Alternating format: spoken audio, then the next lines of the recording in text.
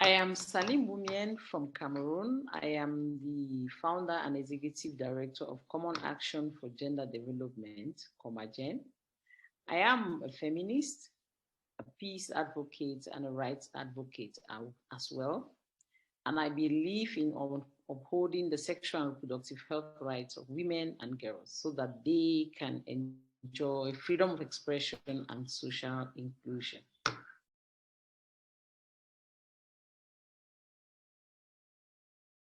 A feminist foreign policy, by my understanding, is like a commitment that transcends from grassroots right to international spaces on how to better ensure gender equality at a pace where women enjoy their rights as women's rights are human rights.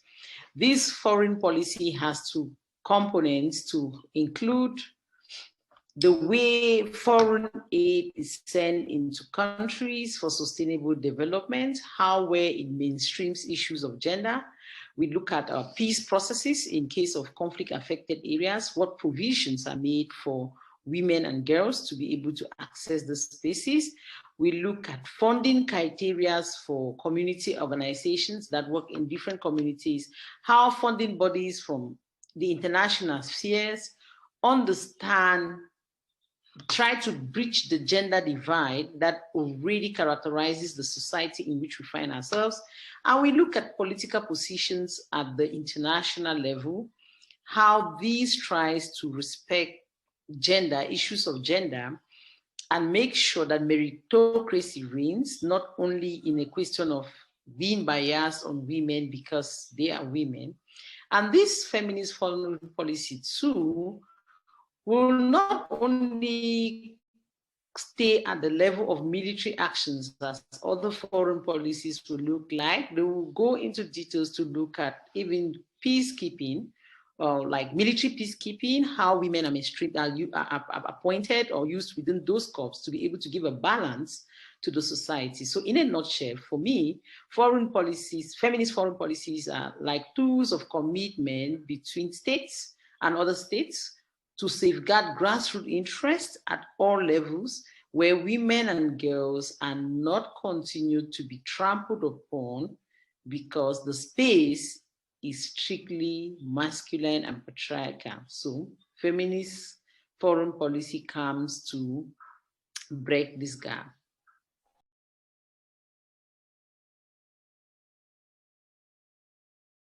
Okay, basically, on a general note, feminist foreign policy should be and is a part and a way of leadership that must be factored at all times.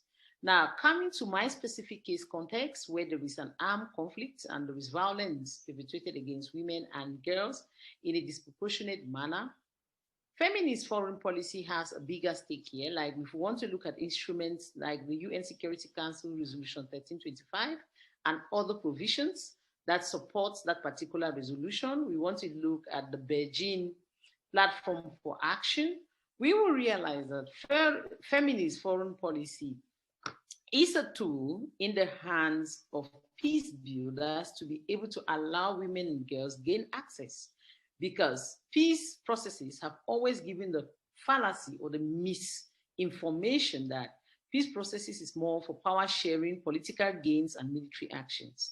So using such policies, you are able to bring women, whom I choose to call in my context survivors, or because they have been victims for so long, they are now survivors of the armed conflict, to be able to inform the process on the real issues that affect the grassroots population, women and children, because I need not stress that in armed conflict, like in my community, those who are really affected are women and children, and they stay in those communities where the conflicts are going on, which means they better master the needs and can provide solutions and proposals on how to go about it.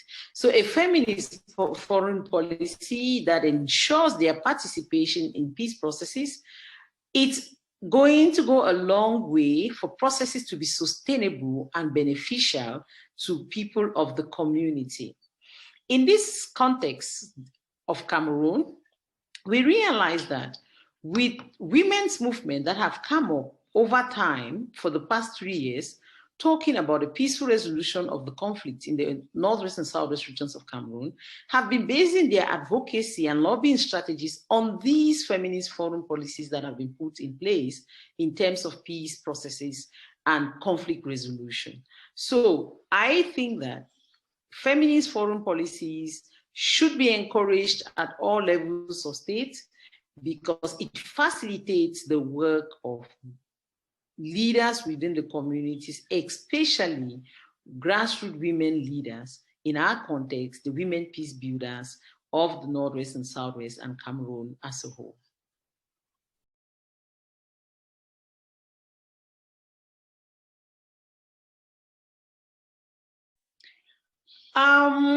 Feminist foreign policy and statecraft actions are interwoven because these policies relies on the political goodwill of the state for it to be a reality in most communities. So to me, whichever supersedes, and we have international laws that states that whatever a state ratify at the international level, it supersedes the national law.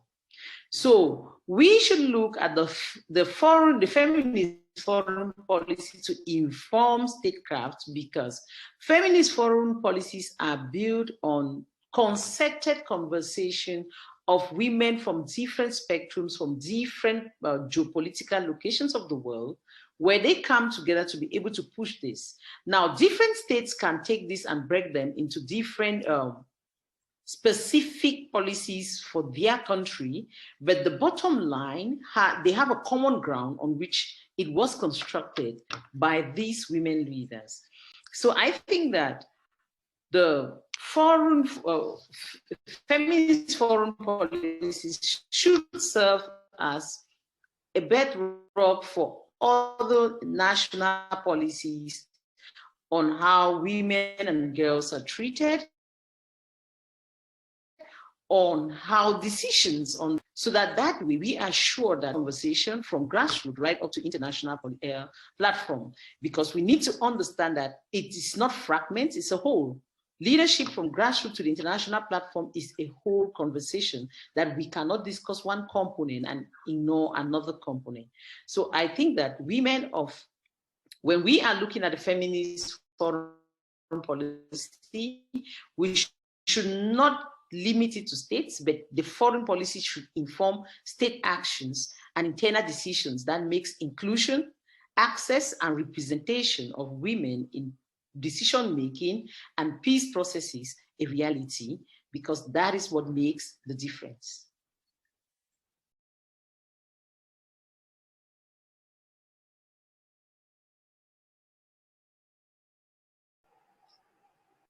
Foreign policies, like any other policies, must be contextualized and localized for which should be valued and useful for the population.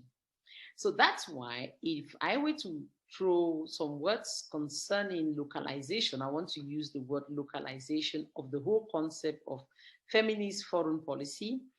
I would say that a lot of energy should be invested in localizing these foreign policies, these feminist foreign policies, and the construction of such policies too, like we said before, should lie on those for whom it is meant. And this can happen because the conversation around feminist foreign policy must not bear a particular language or must not seek the face of a particular geographical location, but must seek to address the issues that have been identified. Now, if we were to design a feminist foreign policy from Cameroon, we would be basing the foreign policy on the needs and the local realities of Cameroonian women and girls. And we will not also design this foreign policy from space. We are going to look at other existing foreign policies and look at our resources and means, accepting our strengths and weaknesses on that and the opportunities that exist as well as a threat to be able to design a feminist foreign policy for Cameroon. So to me, saying that foreign policies are colonized or trying to decolonize is just a question of mindset, because every policy must be drawn to suit the needs and local reality of those for whom it is based. So this now takes us to our idea of women and leadership in the Global South, because we realize that women and leadership in the Global South has a lot of limitations because of our existing cultural biases, that barriers are placed on women in leadership. So the beauty now of decolonizing for a feminist foreign policy is taking the ideas purported by other bodies and bringing it in a local setup, because I wish to say here that I noticed in my community, and I think it's common in most African communities, that women have strong leadership structures that they do use to run their day-to-day activities, and they struggle to make their communities better than it was before. But now the conversation around these policies and a lot of at the international level, we are looking at women's contribution to leadership only at the institutional level. That is their representation at the institutional level, their participation in leadership at the institutional level, which is problematic if we take it in terms of our local realities, because women control power in our immediate grassroots community. I mean, enormous power, where they put order, they try to run the fabrics of the society, that is the home, that the family, which is where behaviors and actions are crafted.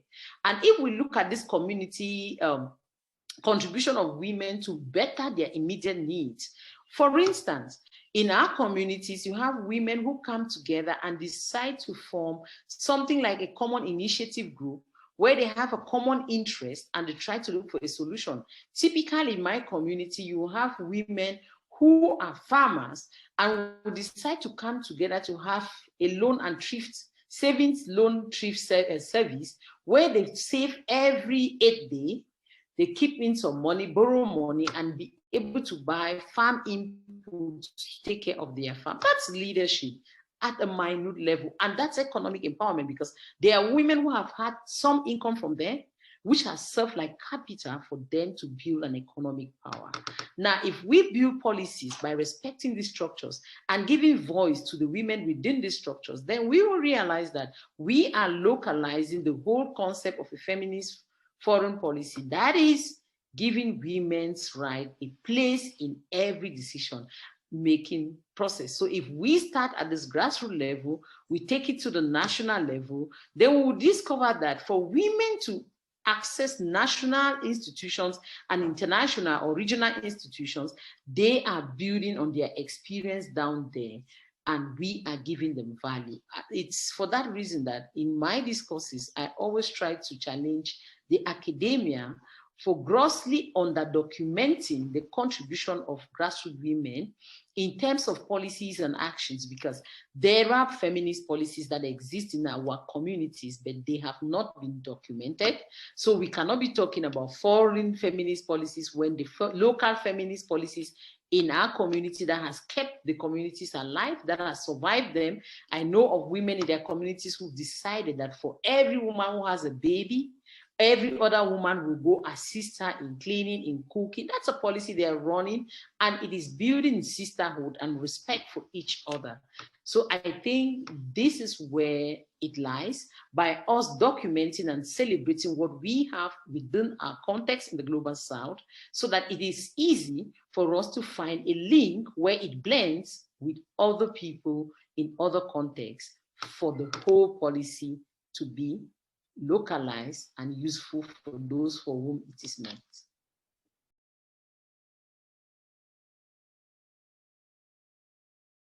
I find in the way it is being defined at the central stage or international level, it would be a fallacy, because it would be problematic and it would be an exclusive term, which does not include every people who are vulnerable.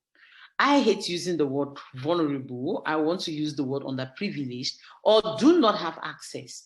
Because when we look at security, security is gradually taking a very political phase. Security is being tied down to military actions, violent conflict actions, and let's say, violence and abuses, but there is this psychological security that creates the base of security in all of the conversation. Now, this brings me to this idea of security at a personal level, where we do not articulate security to include personal security of the individual, because if I do not feel secured, I wouldn't be able to do the work I do for my community. Thereby, my community will not enjoy Salim Mboumien, the leader, because on a personal note, I am insecure. So security should be looked differently to supersede military actions, conflict within each conflict amongst people. It should start with security at the personal level, where we can use that kind of security to build self-confidence so that more leaders will come on board to be able to lead and access these decision-making spaces, to be better equipped for women to have the numbers to endorse the laws and policies that are going to help improve their kind. So the investment into security takes a lot of consideration on arms. It considers, let's say, food supply for food security.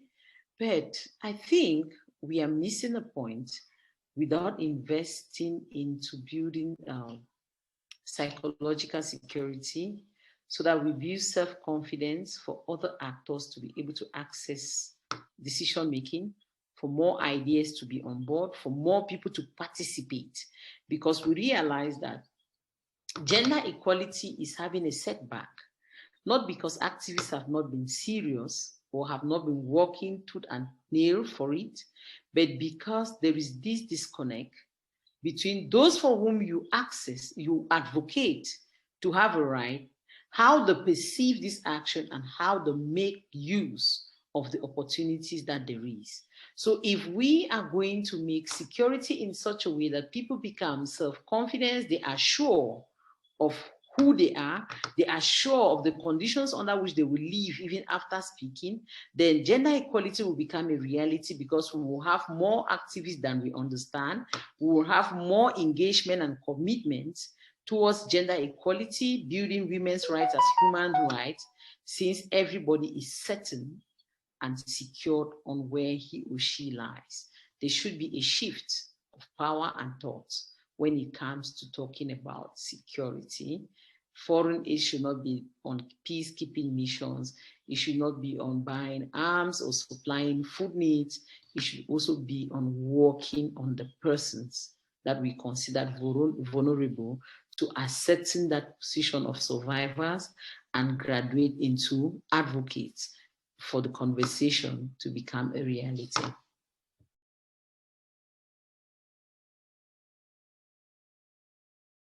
Quite a difficult question. It's transition, to me, comes from mindset, comes from political will, comes from the way we want to look at the structures of our society.